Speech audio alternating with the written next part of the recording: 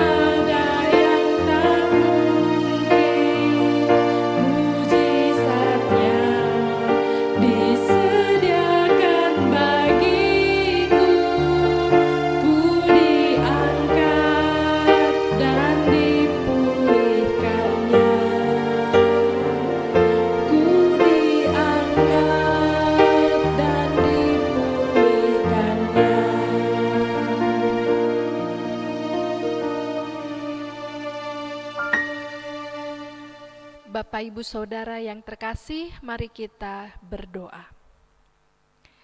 Kami merendahkan diri di hadapan-Mu, ya Tuhan kami Yesus Kristus, bersama dengan seluruh anggota keluarga kami pada saat ini, di mana kami hendak bersatu hati di dalam perenungan firman Tuhan pada hari ini.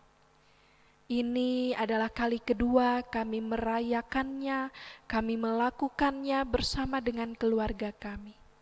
Kami rindu beribadah bersekutu di rumah-Mu ya Tuhan, di gereja-Mu yang kudus. Tetapi ini juga adalah cara kami untuk ambil bagian dalam kepedulian kami untuk memutus rantai penyebaran virus corona. Tuhan, saat ini kami bersekutu, kami mempersiapkan diri kami untuk membaca dan merenungkan firman Tuhan. Terpujilah nama Tuhan. Amin. Bapak, Ibu, Saudara yang dikasihi Tuhan, pembacaan Alkitab kita terambil dari Yehezkiel pasal 37 ayat 1 hingga ayat 14. Bapak, Ibu, Saudara, akan saya berikan waktu sejenak untuk membacanya bersama-sama dengan keluarga.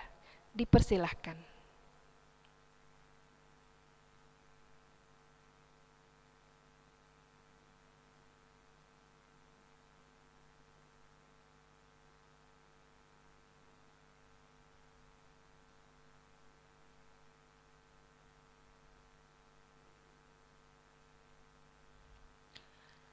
Bapak, Ibu, Saudara yang dikasihi Tuhan, perkembangan virus corona semakin besar dan semakin meluas. Tidak kenal usia maupun gender, siapapun bisa terkena virus corona. Sehingga ini adalah cara yang dilakukan, dihimbau oleh pemerintah untuk memutus rantai penyebaran virus corona dengan mengurangi aktivitas di luar rumah, menghindari tempat-tempat keramaian orang, tempat-tempat berkumpulnya banyak orang. Salah satunya adalah gereja.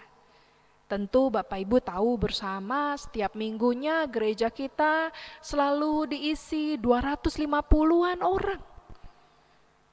Dan ini adalah cara kita untuk memutus rantai penyebaran virus corona. Dalam situasi seperti ini mungkin kita bertanya di dalam hati, kapan sih semua ini akan berakhir? Kapan sih Tuhan akan memulihkan kondisi ini? Saya rindu ibadah di gereja Tuhan. Saya rindu mau beraktivitas seperti biasa Tuhan. Saya rindu mau keluar rumah Tuhan. Ya tentu Bapak Ibu masih bisa keluar rumah, bekerja, atau ke pasar, atau kemana begitu ya. Tetapi tidak sepanjang waktu. Ya mungkin kalau urusannya sudah selesai bisa kembali ke rumah. Tetapi kalau tidak ada hal yang sangat penting atau mendesak, ya lebih baik diam saja di rumah. Dan itulah yang menjadi pertanyaan kita saat ini. Kapan sih virus corona ini menghilang? Menghilang dari Indonesia, bahkan dari dunia. Kapan dan kapan terus-menerus hadir dalam pikiran kita, bahkan dalam setiap doa-doa kita. Tetapi pernahkah kita berpikir bahwa mungkin saat ini dengan hadirnya virus ini, ternyata kita hendak dipulihkan. Ternyata kita hendak dikembalikan lagi seperti semula. Bapak, Ibu, Saudara yang dikasihi Tuhan, Yehezkiel menjalani perannya sebagai seorang nabi dengan menyampaikan nubuatan-nubuatan yang mengerikan mengenai penghakiman yang Allah lakukan atas Israel dan juga kepada bangsa-bangsa lain. Secara khusus kemarahan Allah atas Israel dikarenakan penyelewengan yang dilakukan oleh umat, bahkan saat mereka mengalami penindasan. Betapa kecewanya Allah melihat umatnya memilih untuk mengandalkan kekuatan raja-raja atau bangsa lain dan melupakan Tuhan. Bait suci yang menjadi simbol kehadiran Allah yang kudus telah dirusak oleh sikap iman yang keliru. Dalam kondisi seperti itulah nubuatan tentang kebangkitan Israel disampaikan melalui Yehezkiel. Allah memberi penglihatan tentang kebangkitan orang mati di lembah yang penuh dengan tulang belulang manusia. Lalu di mana sisi menariknya? Orang-orang Israel melihat Yerusalem dan terutama bait suci adalah sesuatu yang sentral dalam kehidupan iman dan politik mereka. Gambaran tentang pemulihan yang paling religius bagi mereka adalah ketika pemulihan itu berlangsung atau terjadi dengan dibangunnya kembali Yerusalem dan bait suci yang baru. Tetapi justru bukan itu yang hendak disampaikan oleh Yehezkiel kepada umatnya pada saat itu. Yang Yehezkiel sampaikan adalah bahwa pemulihan itu bukan bicara soal bangunan, bukan bicara soal fisiknya, tetapi justru pemulihan di dalam diri setiap pengikut-pengikut Kristus. Dalam hal ini, Yehezkiel hendak memberikan penguatan, tetapi juga teguran kepada kaum elit pada saat itu. Bahwa pertama-tama pemulihan itu bukanlah bicara soal bangunan, tetapi soal kehidupan tiap orang di dalamnya. Bapak, Ibu, Saudara yang dikasihi Tuhan, hal ini tentu mengingatkan kita juga sebagai gereja. Gereja yang bukan hanya bangunannya saja, tetapi pribadi-pribadi di dalamnya, orang-orang di dalamnya. Saat ini banyak gereja yang sangat bersemangat untuk mengadakan pemulihan dalam bentuk renovasi gereja, kesalehan seremonial, serta bentuk-bentuk ritus lainnya. Akan tetapi semua itu tidak pada upaya untuk pemulihan tiap manusia. Bukan berarti pemulihan gedung, pemulihan seremonial, pemulihan bentuk-bentuk ritus atau pembaharuan ritus itu adalah hal yang buruk untuk dilakukan. Tetapi melalui nubuatan Yehezkiel saat ini justru kita mau diingatkan bahwa gereja harus belajar untuk tidak hanya melihat pada bangunan fisiknya saja, tidak hanya melihat pada jumlahnya saja, tetapi lihat pada kuantitas umat di dalamnya. Melihat kualitas umat di dalamnya, di mana diri setiap orang mampu mencerminkan kasih Tuhan, mampu mencerminkan nilai-nilai Tuhan di dalamnya. Bukan hanya bicara soal bagaimana ia datang dan memuji-muji Tuhan di dalam gereja, tetapi bagaimana ketika ia di luar gereja, justru ia menunjukkan kasih itu, pujian kepada Tuhan itu dengan nyata kepada sesama. Dalam bacaan kita, Bapak Ibu Saudara, Allah akan memberikan pemulihan relasi bagi orang-orang Israel. Pemulihan relasi itu yang ditekankan oleh Allah. Kita melihat bahwa bacaan kita saat ini tidak berhenti pada visi, pada penglihatan tentang kebangkitan dari tulang belulang, tetapi juga pada bersatunya kerajaan Israel dan Yehuda kalau kita lihat di ayat-ayat selanjutnya. Hal inilah yang hendak dijelaskan juga dalam pernyataan Yehezkiel, bahwa tulang-tulang yang sebelumnya terserak kemudian berderak-derak menjadi satu kembali dan dibungkus dengan urat dan daging. Pemulihan adalah saat Allah sendiri yang datang dan mempersatukan, membawa Israel ke tempat yang Allah telah persiapkan. Bapak Ibu Saudara yang dikasihi Tuhan, nyatanya ada banyak cara Tuhan untuk memulihkan kondisi umatnya. Saat ini kita diajak untuk tidak hanya mengedepankan ritus-ritus di gereja saja, tetapi juga diajak untuk terlibat nyata dalam kehidupan bermasyarakat kita. Mari kita lihat kehadiran virus corona ini tidak hanya dari sisi buruknya saja, tetapi dari sisi lainnya. seperti betapa berharganya beribadah di gereja. Tentu saja kita semua merindukan hadir dalam persekutuan kembali di gereja. Kita merindukan datang bersama dengan keluarga ke gereja, bersekutu bersama-sama, bernyanyi, mendengarkan firman Tuhan bersama-sama. Kita rindu ketika sudah pulang gereja, mungkin kita makan pagi atau makan siang di luar rumah bersama dengan keluarga. Kita rindu berkumpul bersama dengan keluarga-keluarga lain yang biasa kita lakukan setiap hari Minggu. Dan pada saat ini, kita mau diingatkan betapa berharganya peribadahan di gereja. Tetapi saat ini kita pun diajak bukan hanya memikirkan nilai-nilai dan ritus-ritus keagamaan saja, tetapi bukti konkret kita, bukti nyata kita bagaimana mengasihi sesama, bagaimana mendukung upaya pemerintah untuk menghentikan, mengurangi penyebaran virus corona ini. Kita beribadah di rumah masing-masing. Kita bersekutu bersama dengan keluarga di rumah kita masing-masing. Dan biarlah kerinduan kita untuk dapat beribadah di gereja akan terus mendorong kita untuk tidak jemu-jemu berdoa dan berpengharapan di dalam Tuhan. Dan kelak kita akan berjumpa kembali di tempat ini. Lalu yang berikutnya kita juga diingatkan, diajak betapa berharganya kesehatan itu. Kalau selama ini kita abai dengan olahraga, makan makanan sehat, abai untuk minum minuman vitamin, sekarang justru sebaliknya. Kita berjuang untuk menjaga kesehatan diri dan keluarga.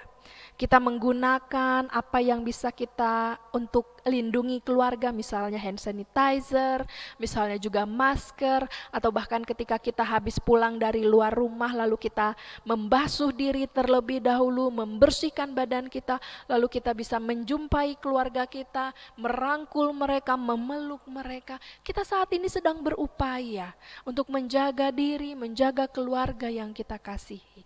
Betapa berharganya kesehatan itu. Dan saat ini pun kita tahu bersama harga-harga jahe tiba-tiba mahal, harga bahan-bahan itu mahal, karena setiap orang mulai mengupayakan bagaimana cara saya untuk menjaga kesehatan diri dan keluarga. Lalu yang berikutnya, betapa berharganya waktu bersama keluarga. Kalau dulu berangkat pagi pulang malam anak sudah tidur, atau dulu anak lebih banyak menghabiskan waktu di sekolah dan bermain bersama teman, tetapi lihatlah saat ini. Dari pagi hingga malam kita lebih banyak waktu bersama dengan anak-anak, bersama dengan orang tua, bersama dengan keluarga, bahkan kita beribadah bersama dengan keluarga. Kalau datang kebaktian minggu kan biasanya anak-anak atau yang masih bayi, balita digendong ibunya ke sekolah minggu, sementara bapak-bapaknya dengan anaknya yang mungkin sudah dewasa beribadah di kebaktian umum, lalu yang remaja beribadah di kelas remaja, terpisah masing-masing. Dan begitu sudah usai, ya berkumpul untuk mau makan di mana kita, makan siang di mana kita. Tetapi justru saat ini menjadi hal yang berkesan. Sama-sama kita duduk, melingkar, bergandengan tangan, mendengarkan firman Tuhan bersama-sama, berdoa bersama-sama, tanpa terpisah ruang, tanpa terpisah sekat. Betapa berharganya. Dan mungkin saat ini menjadi kesempatan bagi kita untuk mengenal lebih jauh lagi anak-anak kita.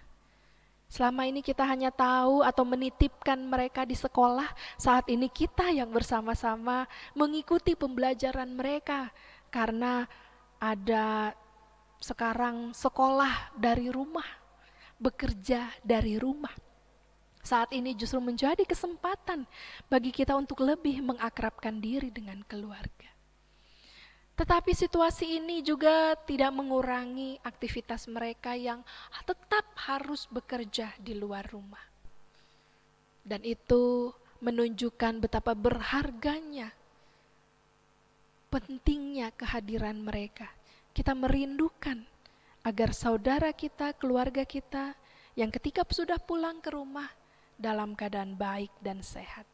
Kita mendoakan dalam perjalanannya lancar, tidak ada hambatan, tidak ada gangguan.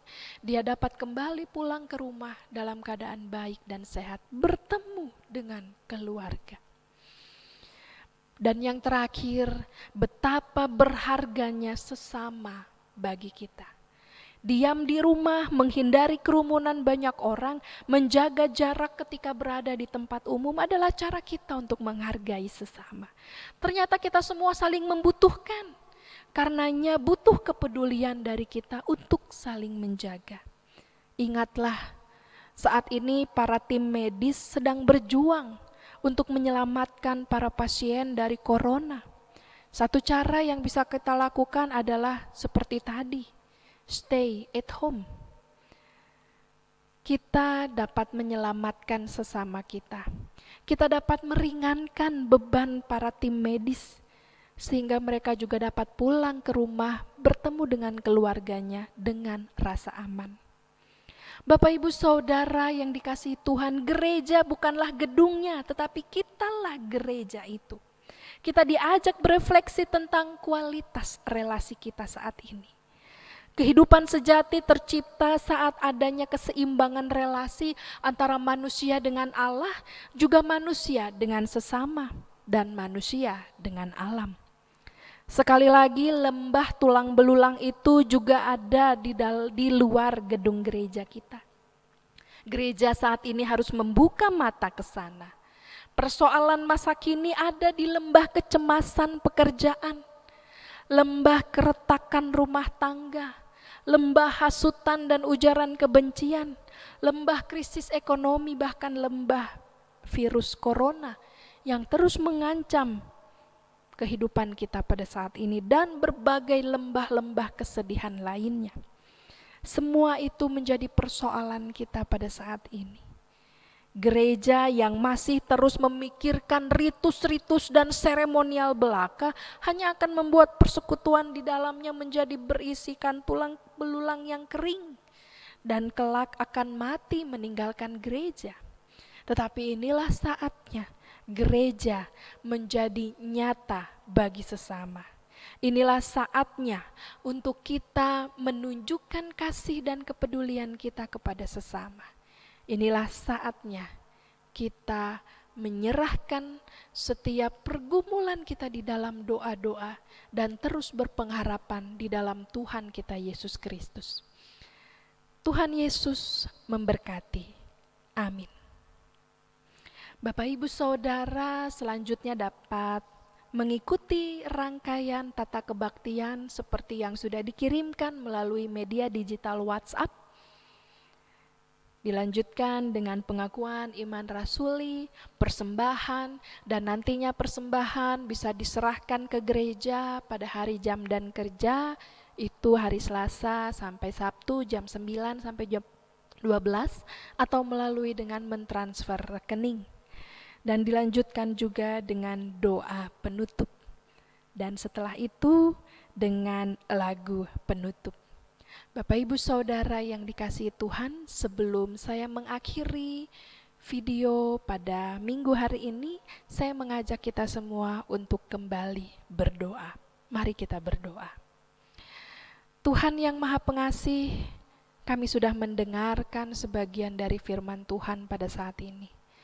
Mengingatkan kami bahwa pemulihan bukan hanya bicara soal fisik, tetapi juga soal kualitas hidup kami bagi sesama. Mampukan kami untuk melakukan firman-Mu di dalam hidup kami. Dan saat ini kami berdoa Tuhan, agar virus corona ini dapat berlalu dari bangsa kami, sehingga kami semua dapat melanjutkan kembali aktivitas kami seperti sedia kala. Kami rindu berkumpul bersama keluarga besar. Kami rindu beribadah di rumah Tuhan yang kudus. Kami rindu melayani Tuhan di gereja-Mu. Kami rindu untuk melakukan berbagai aktivitas kami seperti sedia kala. Tuhan yang Maha Pengasih, Kami berpengharapan dan percaya semua ini akan berlalu. Berikanlah kami kekuatan dan kesehatan. Berkati pula para keluarga yang tetap bekerja di luar rumah, agar mereka senantiasa sehat, kuat, dan dapat kembali ke rumah kami juga dalam keadaan baik dan sehat. Berkati anak-anak kami Tuhan, meskipun mereka belajar dari rumah, tetapi tidak membuat semangat mereka luntur. Berkati keluarga kami Tuhan, agar senantiasa kami pun diberikan kekuatan dan kesehatan. Terlebih kami berdoa bagi para tim medis yang saat ini tengah berjuang dan berusaha, agar mereka pun senantiasa diberikan semangat, kekuatan, dan kesehatan. Agar segala apa yang mereka perbuat, mereka upayakan, dapat menyelamatkan para pasien-pasien yang terkena virus corona. Di dalam nama Tuhan Yesus Kristus kami berdoa, bersyukur, dan berpengharapan. Amin. Bapak Ibu Saudara yang dikasihi Tuhan, maka kini terimalah berkat-Nya.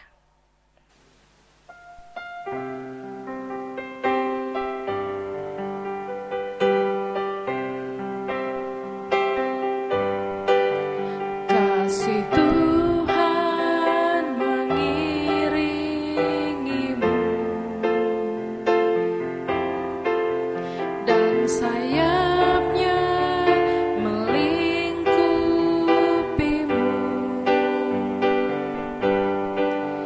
Tangan Tuhan pegang di dalam hidupmu.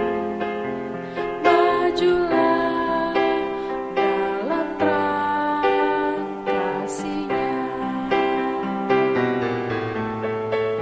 Kasih Tuhan mengiringimu dan sayapnya melingkupimu.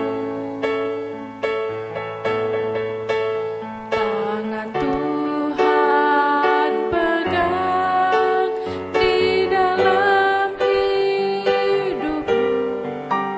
Majulah dalam terang kasih-Nya. Selamat hari Minggu, Tuhan Yesus memberkati. Amin.